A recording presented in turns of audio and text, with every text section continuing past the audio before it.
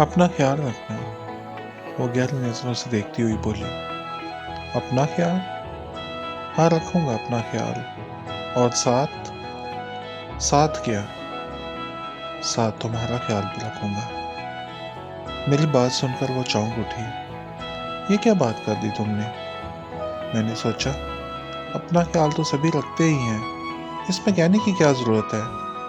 اگر کوئی نہیں کہے گا تو کیا ہم اپنا خیال نہیں رکھیں گے؟ میں نے اس سے پوچھا۔ نہیں تو، اپنا خیال تو ہر انسان رکھتا ہے، اس لیے کسی کے کہنے کی ضرورت نہیں پڑتی۔ لیکن پھر بھی ہر انسان کو اچھا لگتا ہے کہ جب اسے کہا جائے کہ تم اپنا بہت سا خیال رکھنا۔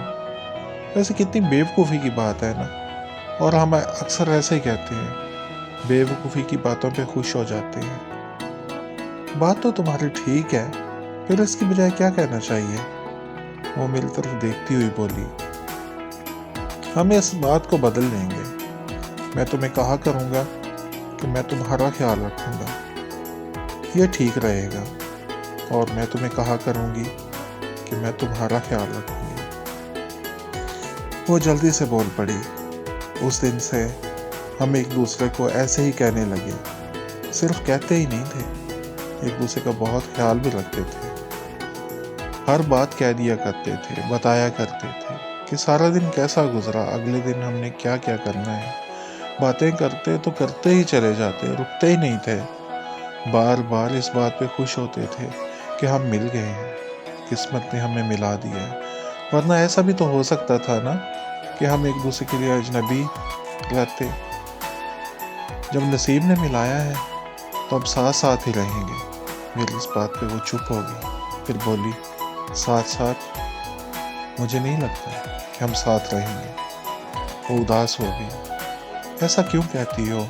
جب اب ساتھ ہیں تو انشاءاللہ ساتھ ہی رہیں گے۔ مجھے اپنا پتہ ہے، میں کچھ نہیں کر پاؤں گی، میں ایک مشرقی لڑکی ہوں، تم جو نہیں کر پاؤ گی وہ میں کر جاؤں گا۔ اب کسی کا ساتھ ہو تو قدرت بہانے سے ملا دیتی ہے، میں تمہیں دور نہیں جانے دوں گا۔ میں مسکرا کر بولا تو وہ بھی مسکرا پڑی۔ میرا خیال رکھو گے نا؟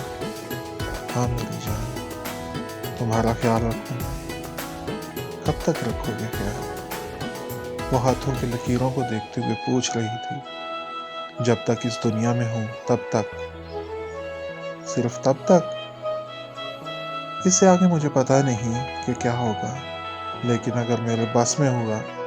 اللہ نے مجھ سے پوچھا کہ انسان بن کر تو تم دنیا میں نہیں جا سکتے، کسی اور روپ میں چلے جاؤ، تو جب کبھی تیز دھوپ ہوگی تو میں بادل بن کے تم پہ سایہ کیا کروں گا، سخت گرمی میں بارش بن کر برسا کروں گا، سونی راتوں میں چاند بن کر تمہارے لیے زمین پہ چاندنی کے قالین بچھا دوں گا، کبھی خوشبو بن کر تمہارے وجود کو مہکا دوں گا، پھول بن کر تمہارے بالوں میں سجا کروں گا، تمہارا سایہ بن کر تمہارے ساتھ رہوں گا۔ ارے تم تو شاعر بن گئے۔ وہ ہنسنے لگی۔ شاعر نہیں، بس دل کی باتیں زباں پہ آ گئی۔ میں بھی ہنس پڑا۔ کمر پہ زور سے کوئی چیز لگی، میرے خیالوں کا سلسلہ ٹوٹ گیا۔ مڑ کے دیکھا تو یہ ایک فٹ بال تھا، ذرا فاصلے پہ ایک بچہ معصومانہ شکل بنائے کھڑا تھا، جیسے اسے ڈر ہو کہ میں اسے ڈانٹوں گا۔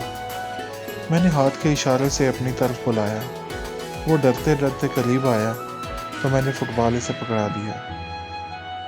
وہ حیرت سے میری جانب دیکھنے لگا، پھر اس کے چہرے کے تاثرات بدلنے لگے اور ممنونیت بھرے انداز میں وہ دیکھنے لگا۔ پارک میں چہل پہل تھی، کچھ اکیلے اور کچھ فیملیز کے ساتھ آئے ہوئے تھے۔ یہ پارک شہر سے تھوڑے فاصلے پہ تھا اور کافی بڑا پارک تھا۔ بچے اپنی ہی دنیا میں مگن تھے، جھولے لے رہے تھے، کچھ سلوت پہ پھسلنے میں مصروف تھے، چھابڑی والے چکر لگا لگا کر بچوں کو لبھانے کی کوشش کر رہے تھے۔ چھٹی کا دن تو سبھی انجوائے کرنے نکلے تھے۔ یہ لو جلدی سے کھا لو، پگھل جائے گی۔ وہ کون پکڑے میرے سامنے کھڑی تھی، گزرتے وقت نے اس کے بالوں میں سفیدی بھر دی تھی۔ گو پہلے سے صحت مند ہو گئی تھی، لیکن اب بھی پہلے جتنی خوبصورت تھی۔ پہلے شرارتی لگتی تھی، اب تھوڑی سوبر ہو گئی تھی۔ میں گزرے وقت کے ساتھ ساتھ اس کا موازنہ کر رہا تھا۔ کیا سوچ رہے ہو؟ پکڑ لو نا، پگھل جائے گی، وہ پھر بولی۔ میں نے کون تھام لی۔ جانتی ہو، ابھی میں وہ وقت یاد کر رہا تھا جب ہم ایک دوسرے کو کہا کرتے تھے کہ ایک دوسرے کا خیال رکھیں گے۔ اور یاد ہے تم کہتی تھی کہ شاید ہم جدا ہو جائیں۔ ایسی ڈرتی تھی نا۔ دیکھ لو، اب ہم ساتھ ہیں۔ ہاں، ساتھ ہیں ہم بھی، لیکن تب ان دنوں میں ڈرتی تھی، اور میرا ڈر بلا وجہ نہیں تھا۔ ظالم سماج ہم دونوں کے بیچ میں تھا۔ میں کہتا تو تھا کہ ظالم سماج ہمارا کچھ نہیں بگاڑ پائے گا۔ سماج کے علاوہ اگر گھر والے نہ مانتے تو میں اپنی مرضی سے کچھ نہ کر پاتی۔ ویسے سچ کہوں تو مجھے تم پہ بے پناہ یقین ہوتے ہوئے بھی ڈر لگتا تھا کہ کہیں تمہیں کوئی اور لڑکی نہ پسند آ جائے۔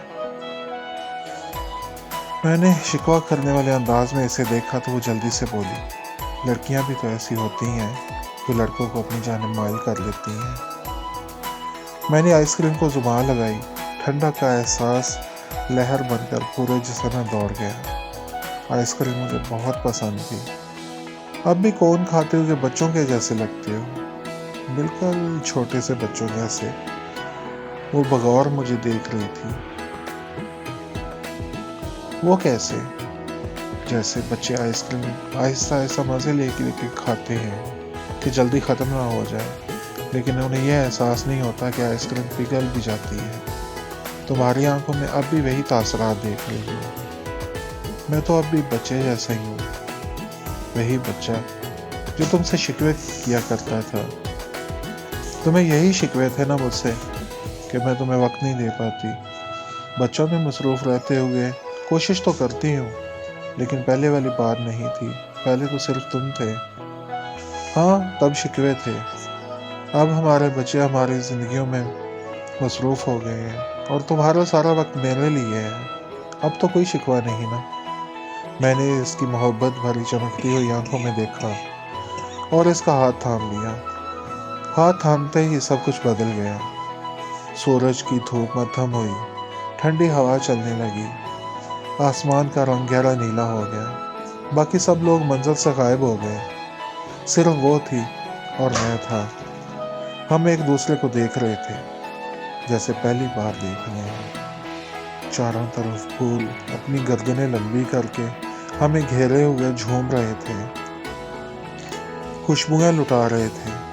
پارک مہک اٹھا، پرندے آسماں پہ اڑانے بھرنے لگے، مسلی ہوئی گھاس نے سر اٹھایا، درختوں کے پتے جھوم جھوم کے کہہ رہے تھے، ہم تمہارا خیال رکھیں گے، ہم تمہارا خیال رکھیں گے۔